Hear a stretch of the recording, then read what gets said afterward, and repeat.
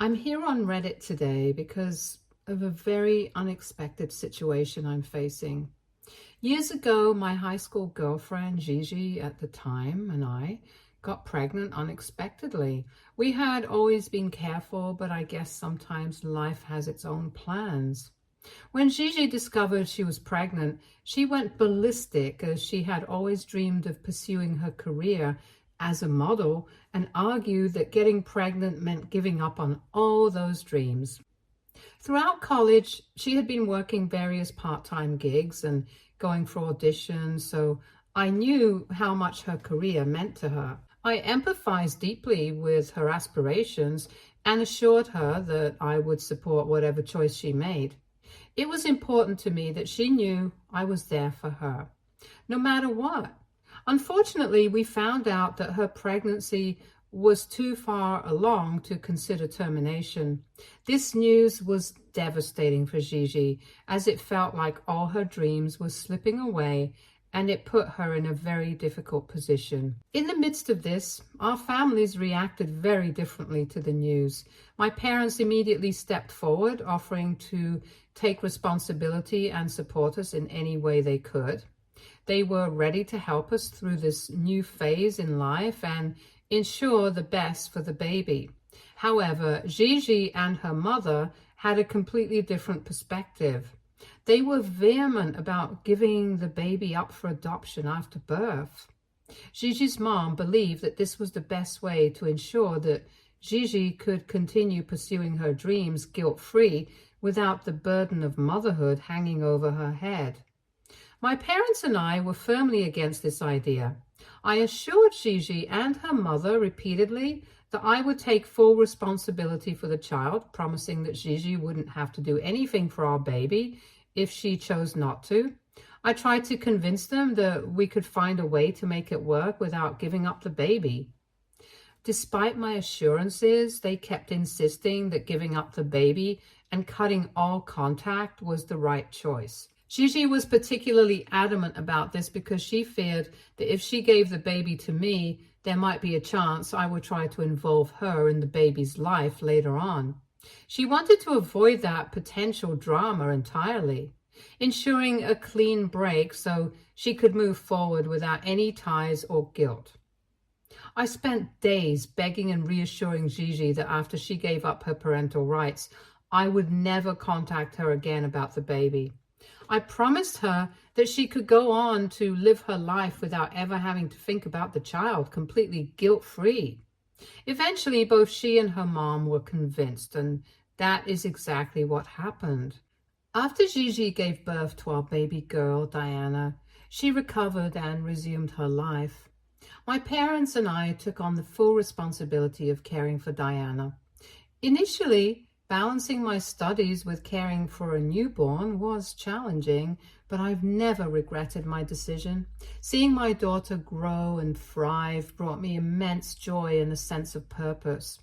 Throughout the rest of my college years, Gigi avoided me completely. She never once inquired about our daughter, and I stayed true to my promise, never bothering her about it. My focus was entirely on raising Diana and building a stable life for us. Diana meant everything to me, and it's hard to put into words just how deep my love was for her. They say there's a special bond between fathers and their daughters, and from the moment I first saw her in hospital, I knew that was true. It was an overwhelming feeling when I held her in my arms, like my entire universe suddenly centered around her. She brought an indescribable purpose into my life. I can't even count the number of times my classmates would tease me about becoming a dad too soon. They would say I was missing out on life and that I should be out having fun, not changing diapers and worrying about a baby. Despite their comments, I never paid any heed to them because they didn't understand the bond I had with Diana or how fulfilling it was to watch her grow and learn. Sure, my college experience was vastly different from theirs, but looking back, I wouldn't have traded it for anything. Every milestone Diana reached, every smile and every little moment we shared made all my sacrifices worth it. I worked tirelessly to graduate from college with good grades while juggling a part-time job to support my daughter. Being a single parent is incredibly challenging, so I'm immensely thankful to my parents for those days when they stepped in and did their best to watch over my daughter whenever they could. From babysitting Diana when I had late-night study sessions before my exams, to offering advice and a listening ear when it got too frustrating for me. Their unwavering love and support helped me navigate the toughest times. My parents' selflessness and dedication allowed me to focus on my studies and provided for my child without feeling too overwhelmed. When I finally graduated college, secured a stable job, and saved up enough money, I was overjoyed to move out with Diana into our very own place. It was a milestone moment for us both. I took great care in choosing each piece of furniture and decorating Diana's room and making sure everything was perfect for us. This wasn't just about having a roof over our heads.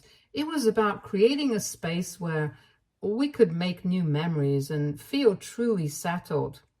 In the first few years after moving out, it was just Diana and me. I would go to work at my office and pick her up from daycare, and we would then head home together. After freshening up, I would help her with homework while preparing dinner and prepping her lunch for the next day. Gradually, I got the hang of managing everything on my own. Sure, there were times when exhaustion hit and I had to call my parents for help, but for the most part, I was always there for my daughter. And she could count on me for anything. Being her parent was my first priority, and seeing her grow and thrive as a happy child was incredibly rewarding. When Diana was 5 years old, I met her stepmother and the love of my life, Chloe. Chloe was a divorcee who had come out of an abusive marriage. Despite her difficult past, she was an incredibly kind and compassionate woman. The way she interacted with Diana was what truly made me fall in love with her. Chloe understood how important Diana was to me, and she embraced her wholeheartedly. Seeing the bond they formed and how naturally Chloe took on the role of a loving figure in Diana's life made me realize that she was the one I wanted to share my life with. When Chloe and I got married, Diana was our flower girl. I still have those adorable pictures from our wedding showing how she never left our side throughout the entire ceremony. She looked so sweet and happy, and it warmed my heart to see her being part of such a special day. The wedding was a joyous occasion for everyone, and our little family was surrounded by love and support. My parents in particular were overjoyed. They cried tears of happiness because they knew how much I had struggled over the years. Seeing me finally find love and build a happy family meant the world to them. It was a beautiful day filled with love, laughter, and the promise of a bright future together. Over the years, Chloe consistently proved to be a loving stepmother to Diana, caring for her as if she were her own daughter. After moving into a larger home that Chloe and I purchased together, I tragically lost my parents to health issues. This period was devastating for me, and perhaps why I couldn't give Diana the attention I used to. It was during this time that Diana started facing bullying in high school. Some of her friends found out from their gossiping mothers that Chloe wasn't actually Diana's biological mother. It didn't help that Chloe has blonde hair and a sharper nose, while Diana has brown curls and different facial features, making it clear they didn't look alike. When Diana's friends started to tease her about it at school, she became sad and withdrawn. They would say cruel things like her biological mom probably abandoned her because she never loved her, and that Chloe would eventually abandon her too. At the time, I had no idea what Diana was going through. She kept her pain to herself, and it wasn't until things had escalated that I realized how much she was hurting. One day, we received a call from the principal's office because Diana had allegedly attacked another student and broken her nose. When I heard this news, I was shocked to my core because my daughter had always been gentle and kind-hearted. Chloe and I rushed to the school, anxious to find out what had happened. In the principal's office, we learned that Diana had been relentlessly teased by this other girl for a long time. Finally pushed to her limit, Diana had taken matters into her own hands and thrown a stone at her tormentor in a fit of anger and frustration. Hearing about the bullying Diana had endured filled me with a mixture of anger and sadness. I wanted to confront the other child and her parents right then and there, ready to defend my daughter fiercely. But Chloe, always level-headed, managed to calm me down. The other girl's parents insisted that Diana apologize, but I was livid. I threatened to take legal action against them and the school for allowing my daughter to be mentally harassed for so long. I argued passionately, pointing out the severity of bullying and how it had pushed Diana to her breaking point. I made it clear that bullying a minor was unacceptable and that they had no right to let their daughter's behavior escalate to this extent. My strong reaction seemed to intimidate them and they backed down, deciding not to pursue the matter further. I never scolded Diana for what she did because deep down, I understood the pain and torment she had endured for months before finally standing up for herself. It was a heartbreaking situation, but I was proud of Diana for finding the courage to defend herself, even though it came at such a drastic cost. After that incident, I knew it was time to have a candid conversation with Diana about her biological mother, Gigi. Until then, Diana had some vague awareness why Gigi was not part of our lives, but I had never fully disclosed the details to her. I sat down with Diana and explained openly about how Gigi and I had become parents at a very young age and why Gigi made the decision she did to leave us. I reassured Diana that Gigi's choice had nothing to do with her. I explained that sometimes adults are not equipped to take care of children, and that was the case with Gigi. I also made sure to highlight how fortunate Diana was to have Chloe in her life. I told her that Chloe loved her deeply and cared for her as her own child, willing to do anything for her well-being. I wanted Diana to understand that family isn't just about biology, but about love, care, and the people who are there for us unconditionally. After our conversation, I hoped Diana would have moved past her curiosity about her biomom. But a few weeks later, she confided in me that she was trying to reach out to Gigi.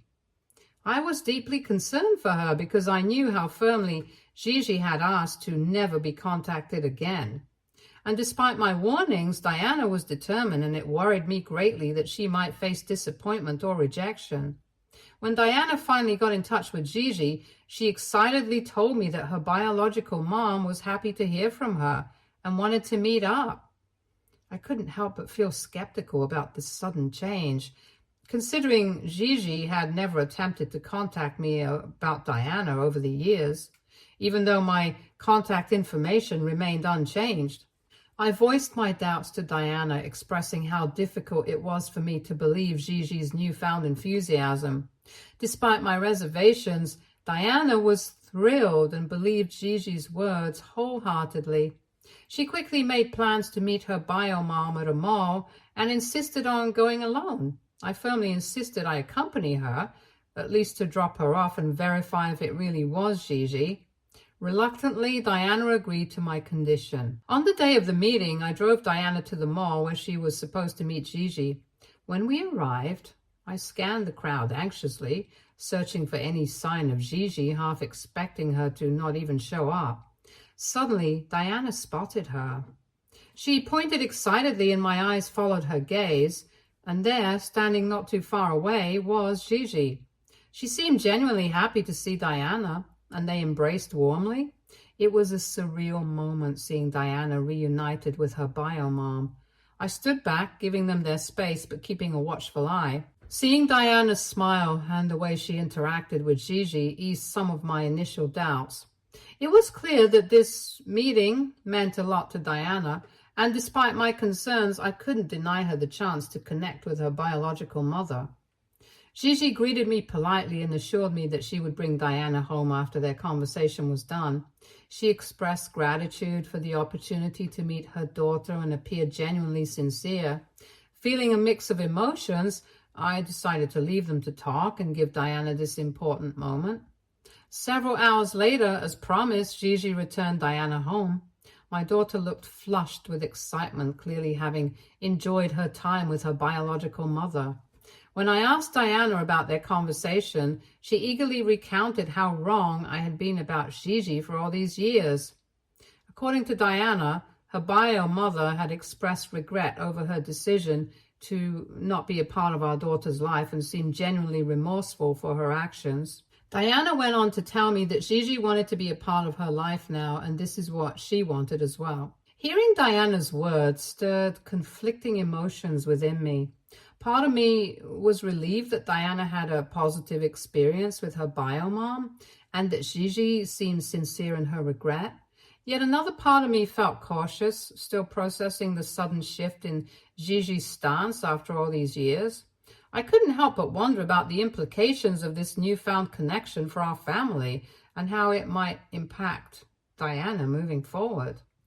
Chloe reassured me that I couldn't control the situation and that all we could do was hope Gigi wouldn't harm or emotionally affect Diana in the future.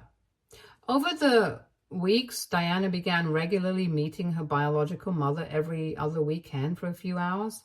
Initially, I was supportive as much as I could be, wanting Diana to explore this newfound relationship. However, I started noticing a pattern.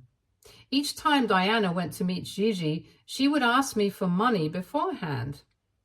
Initially, I assumed it was for personal expenses, but it became clear that Gigi expected Diana to pay for their meals whenever they met. I was puzzled and concerned, so I asked Diana why Gigi didn't offer to cover these costs. Diana explained that Gigi was facing financial difficulties at the time, but assured me that her bio mom was actively searching for a job and would soon be in a better position. As odd as this arrangement seemed to me, I chose to let it go for the sake of Diana's happiness. I wanted to support her in maintaining this relationship with her biological mother without adding unnecessary stress or tension. My priority was ensuring that Diana felt supported and loved, even if it meant accepting certain compromises along the way. However, I began to notice items disappearing from the house. It started with seemingly minor things, such as Chloe's cherished ancestral cups and saucers, which were wedding gifts from her grandmother. Initially, we dismissed it, thinking they might have been misplaced. However, when my wife discovered that some of her expensive clothes and lingerie were also disappearing from her closet, our concern grew considerably. The situation baffled us because we couldn't understand where these missing items were ending up. Naturally, we turned to Diana for answers, hoping she might have some explanation. Each time we asked her, she adamantly swore that she had no idea about the missing items or their whereabouts. She blamed Chloe for being careless and told me that she was probably overreacting. I decided to install cameras in our common areas at my wife's insistence, hoping to catch any potential intruders who might be stealing from us. One day, Chloe couldn't find her wedding ring anywhere. Normally, she would leave it on our bedside table before heading to the gym for her workout. I followed the same routine with my ring because they were both valuable and we wanted to keep them safe from any potential damage in the gym. When Chloe returned home, she couldn't locate her ring despite searching everywhere. She was visibly upset and anxious by the time I got home. We decided to review the footage from our security cameras together to see if they could provide any clues. As we watched the recorded footage, what we saw shocked us and left us questioning everything we thought we knew. It turned out that whenever we were not at home, Diana would roam around the house and take things that didn't belong to her. As we watched the footage from our security cameras, we witnessed Diana entering our bedroom and emerging with something in her hand, a clear image of my wife's wedding ring. When I confronted Diana about the theft, she initially denied any involvement. However, I calmly showed her the incriminating footage. Her expression turned pale as she realized she had been caught red-handed. Sensing her distress, I asked her gently to explain herself.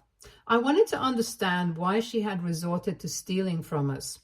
Chloe asked her if she had stolen her clothes and lingerie as well, and this is when Diana burst out crying.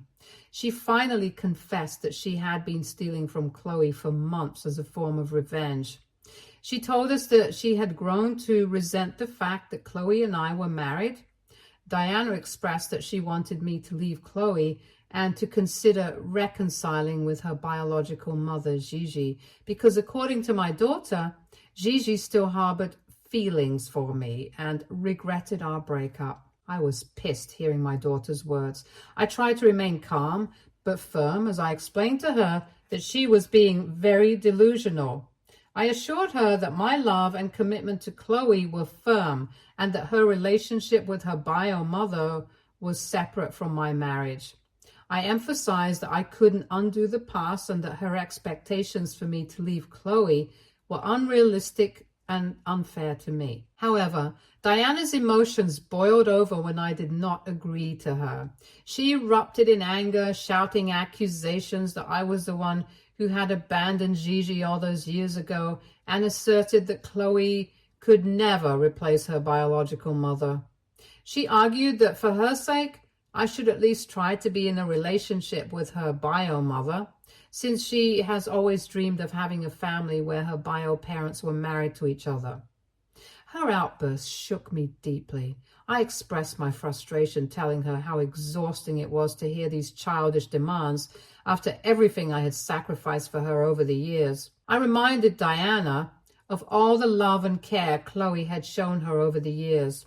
I pointed out the sacrifices Chloe had made, the support she had given, and how she had embraced Diana as her own daughter. I told her that she was being ungrateful and unfair by expecting me to leave my wife for Gigi.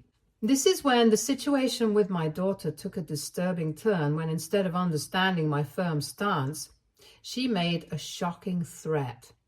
Diana threatened me that she would falsely accuse Chloe of sexual assault and grooming if I didn't leave her immediately. I was stunned and deeply troubled by her words, unsure of where such ideas could have come from. Diana went on to tell me that she had watched enough documentaries to know that this could potentially put Chloe in jail for life, and I would lose my wife forever. I asked her if she had lost her mind, since this was a pretty serious allegation, and Diana revealed that she was willing to make Chloe's life as miserable as possible, but assured me that it could all stop if I simply started dating her bio mother. I stared at my daughter, and for the first time I felt disgust and fear towards her. She was behaving like a deranged person. Clearly, she had taken her own delusions seriously and had potentially also been influenced and manipulated by her biological mother. I couldn't believe how low my daughter was willing to go to make her twisted dreams of getting me and her bio mother together come true. When my wife, Chloe, learned about Diana's willingness to make false accusations, she immediately informed me that she could no longer live under the same roof as my daughter. She was concerned that Diana might not be in the right state of mind and that her false threats could irreparably damage our life permanently for no valid reason. I understood her reaction and felt compelled to teach Diana a profound lesson about accountability and responsibility, since she would never learn if I went soft on her after the way she had just threatened us. This is why I informed Diana that since she trusted her bio mother so much, and she was anyways going to be 18 soon, I wanted her to move out immediately and live with Gigi. I assured her that I would continue to support her financially until she turned 18, but I could no longer allow her to live with us. I told her that she needed to fund her own college education or seek assistance from her beloved bio mom. Diana had no idea until then that Chloe had set up a trust fund for her, so she would have never needed to take out a loan for her education. However, given the circumstances, I didn't want my ungrateful daughter to get a penny out of it, so we had decided to not give her any access to it whatsoever.